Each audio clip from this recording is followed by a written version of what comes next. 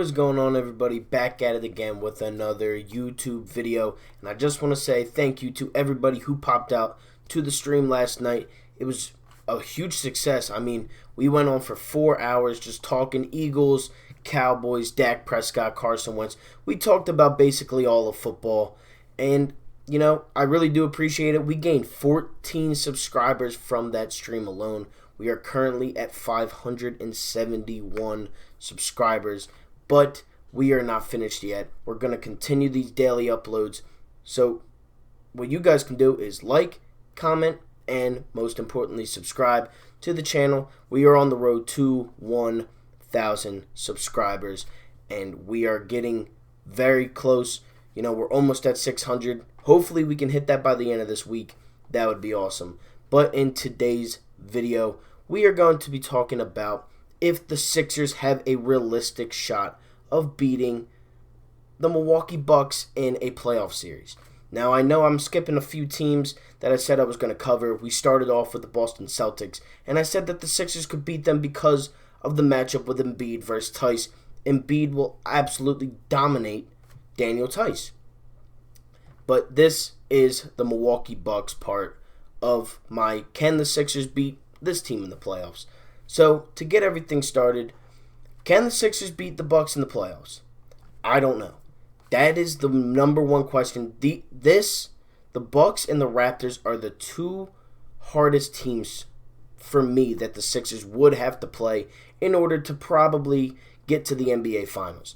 Now, Milwaukee has a great record. They have the MVP. They probably have the MVP of this season. They have, shooters. They have Chris Middleton. They have Brook Lopez, Wesley Matthews, Dante DiVincenzo, Eric Bledsoe, obviously Giannis Antetokounmpo. They are a very good team. I'm not knocking them on that. But there is always a but. The Sixers, I feel like, do match up the best against them in the Eastern Conference. And the reason why I think that is because of length. Now, before you start saying, oh my God, well, the Bucks are 2-1 against the Sixers this season, I have the stats up. I will be reading the stats. So, Game 1, December 25th, Christmas Day, the Sixers versus the Bucks in Wells Fargo Center. The Sixers take this one, 121-109, and here's the key. Every player was healthy.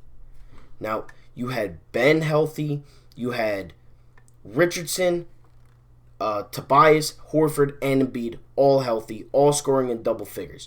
There was not a single other game other than this one where all five starters played the entirety of the game.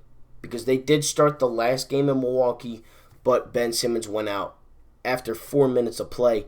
That's not doing much. I mean, he was 2 of 2 from the field, but he didn't play. So Embiid absolutely dominated this game. 28 minutes, 31 points, 2 blocks, 11 rebounds. He was 3 of 6 from 3, 11 of 21 from the field. He dominated this game. Another player that dominated, Tobias Harris, 8 of 16 from the field, 5 of 7 from 3, 22 points, 4 rebounds, 2 assists, and a steal.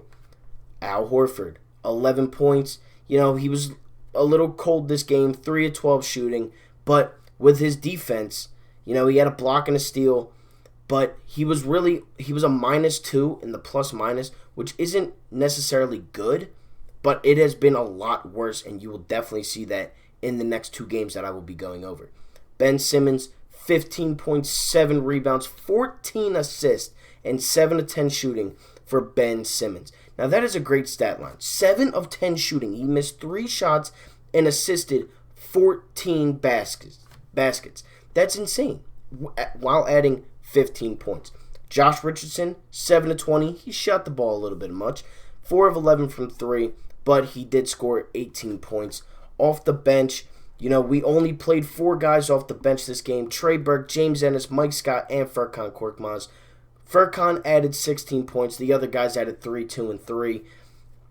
But the Sixers just dominated this game throughout. We were up by 8.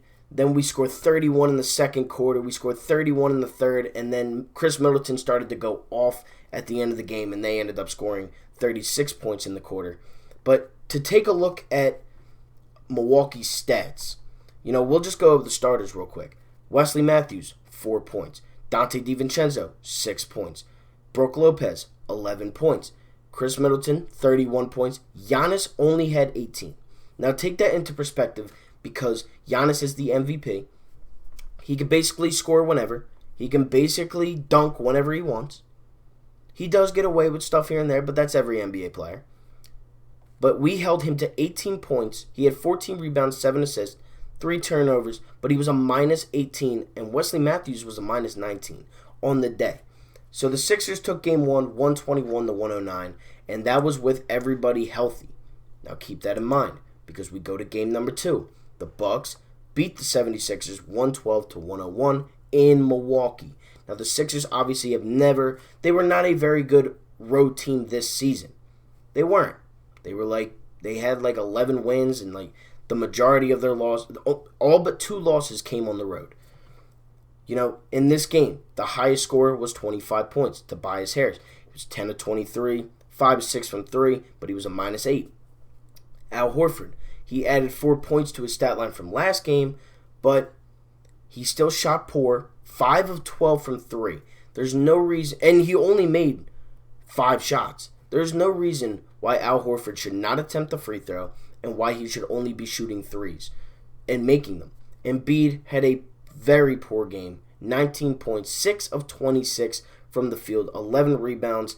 He didn't do too bad in the turnover compartment, but 6 of 26 is just chucking up shots. He was 4 of 7, or he was 3 of 10 for 3. That cannot happen. You cannot have Joel Embiid shoot 10 threes on the game. It should not happen. Ben Simmons only shot 6 shots. He had 11 points. Again, he had 9 assists, 14 rebounds, and this is the key. Josh Richardson had 18 points, all right? We lost this game by 11. Shake Milton had 8 points. If you add Josh Richardson's 18, we only lose by 1. And who knows what happens? Who knows if he takes some shots from Embiid? Who knows if he takes some shots away from Ben or maybe gets Ben open a little bit more? And the bench, again, Furkan scored 12, but other than that, it was a very poor performance from the bench. The Bucks, however, had a very good game with Giannis scoring 36 points, grabbing 20 rebounds, and he was a plus 18 on the day. Wesley Matthews only had 8 points, but he was a plus 17. Every single player in their starting lineup was a plus on the plus minus. And I know Eric Bledsoe did not play game 1, but it was in Philly regardless. And, Giannis was getting shut down. Giannis, we have not played healthy either team every game. It hasn't happened yet.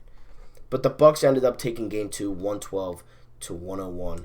And this was a disgrace of a game. Milwaukee beat the 76ers 119-98. This was towards the end of the season. Ben Simmons had a back injury. He only played 4 minutes, was a minus 7, 2 of 2 from the field, and had 5 points. But again, he was injured. He didn't play. Tobias Harris, only 11 points. We didn't have Al Horford in the starting lineup. He did awful. 1 of 7 from the field, 1 of 6 from 3. The comparison to every game is Al Horford has done absolutely atrocious against this team, on the offensive side at least, just chucking up threes. And I know that's the offense that we have been running all season, is keep Al Horford on the perimeter, keep 4 on the perimeter, and try to get the ball to Joel. But for this game, it did not work. Joel Embiid, 5 of 17. He only shot 2 threes, but he was a minus 18, and he had 17 points. Josh Richardson only had 9. Glenn Robinson only had 6. The bench, you had Shake and Furkan both having 17 points, which is good, but they also had to play a lot more minutes because of the blowout that the Milwaukee Bucks gave to us. They beat us bad. So here's the question. Can the Philadelphia 76ers beat the Milwaukee Bucks in the circumstances that they have to play in? No fans, everybody's healthy. Can we beat them? I'm going to say no. I don't think we can beat the Milwaukee Bucks even though I think we match up best with them in the East. I think this series would go to a 7-game if it was regular standards. But without the home crowd, without the Philly faithful behind them, I find it hard for the Sixers to win, especially if we have to play them in the second round. I'd rather play them in the second round, however, than the Toronto Raptors. I do think the Raptors are our toughest opponent, and I don't even really think I need to make a video on that because I really do believe that the Toronto Raptors would beat us in a 7-game series. And the only reason why I do think that is because they just have our number, and Nick Nurse outcoaches Brett Brown every single game. And we've seen it before. We saw it last year. But my final answer is no. I do not think, with the circumstances that we are under, I do not think the Philadelphia 76ers can beat the Milwaukee Bucks. I think it would go to I'll say 7 games still, but I think the Milwaukee Bucks close out this series in a home game 7. But who knows? I could be completely wrong. I hope I'm wrong.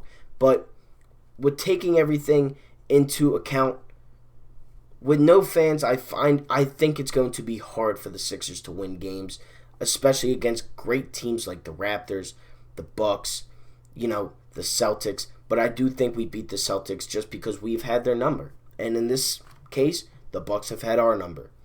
So that's why I'm going with the Milwaukee Bucks in 7 games. I think it's close, but I don't think it's too close. And I think we see each other in the second round, if anything.